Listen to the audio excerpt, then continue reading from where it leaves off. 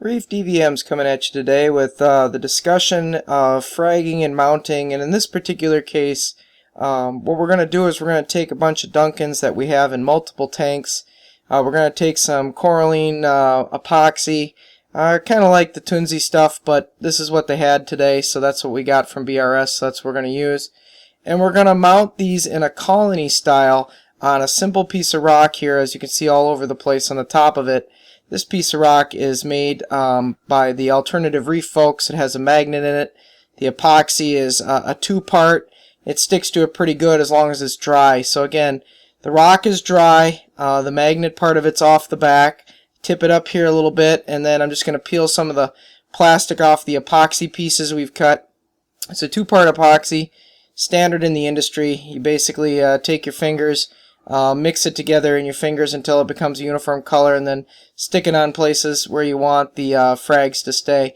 And I found it best to stick some on the bottom and then along the edges too, and then smooth it out so you don't leave a lot of space for debris like hair algae and stuff to grow. So as my wife takes a couple of these and starts doing it, we're going to move rather quickly here. I think we're going to do 4 or 5 frags of Duncans, and we're going to put them all on this rock and make a Duncan colony. It should look good in the new aquascape of the Dream Tank. So again, I push it to the bottom, then I stick it on, and it does hold on its own, but not real good yet. This particular epoxy takes about an hour or so for it to set up, and you know, during that period of time, it's going to be loose and it's not really going to want to stick. Again, that's why I like to do it on dry rock versus wet. Now, granted, that isn't always possible. And when it's not possible, that's when I like to use the Toonsy coral glue that's instant, because it sticks so much better. As you can see by my wife's thumb there down there at the bottom, her thumb is on the magnet that actually sits up against the glass, and then there's another opposing magnet to it that's on the opposite side to hold it to the glass. So one colony's there already. I'm placing another colony again. I stick some of the coralline purple glue, or epoxy as they call it, on the bottom of it, and then I kind of make like a rope bead, and then I come around the side of it, and then I kind of mold it all nice and smooth, so I don't have a lot of gaps for things to get under and grow. And for us to put 5 of these on one shelf rock made by the Alternative Reef took about 5 minutes. I think the whole process took about 7.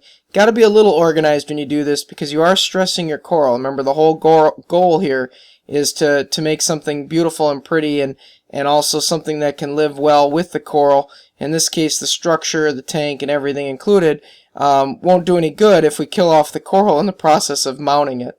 So again, I'm just making sure these things are down and tight, just kind of pushing them around.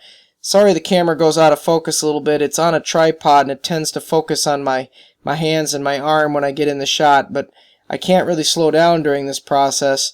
And unfortunately, I have nobody else to help us film it on the farm, because my wife and I are it.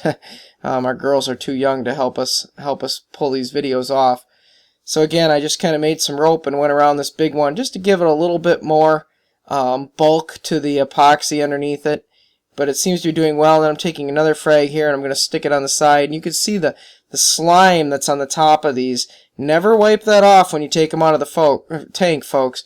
That's what protects the coral right now when it's out of the water. That slime barrier is all that's between them and the air and causing damage to them. So these are doing really good. As you can see, these little Duncans got a lot of heads to them, so I'm trying to be careful of the heads. But they mount really nice. I think this is going to hold up. In about an hour or so of this being in the tank, this thing's going to be like a rock, which is great. And, you know, it'll exist for years this way, I hope. And as the colonies continue to grow and all branch together, it'll be one big, massive rock of Duncan. And I really like that look. It's part of the aquascape we've been going for a long time. So I got, I think, 4 of them on here right now. I think we're going to finish up the 5th one and head over to the tank. Again, this is an Alternative Reef shelf rock with 5 Duncans on top that we're making a colony out of, and as you can see, we're using a coralline purple epoxy. Preference would be the Toonsy Instant, or I guess the Toonsy Regular too, but it takes longer to set up. But for what it's worth, this product works really well, and it's nice purple-red color, which is good so that it blends in real nice. So this is what we're going to do now. We're going to take it into the tank. It showed it to you in the tank. Inside the tank now, it's got the magnet mounted to the back, so it looks like it's kind of floating on the back wall, which is nice. You can see the heads are starting to open up and the mouths are showing themselves along with the polyps, which is good. So I'm real pleased with how it's looking here. So this is what I was after, folks. I was after a whole colony like this. Here's the top-down view on it. It looks really nice. And as you can see, there's a little bit of flow in that location. Not a lot. I know they like some flow, but they don't like it real high. Again, know your husbandry of corals. Build a little colony like this. Use a good epoxy and a nice shelf rock like this, and you'll end up with a wonderful system. Appreciate you watching, folks. Please subscribe, and we'll continue to put out more videos like this. Thanks.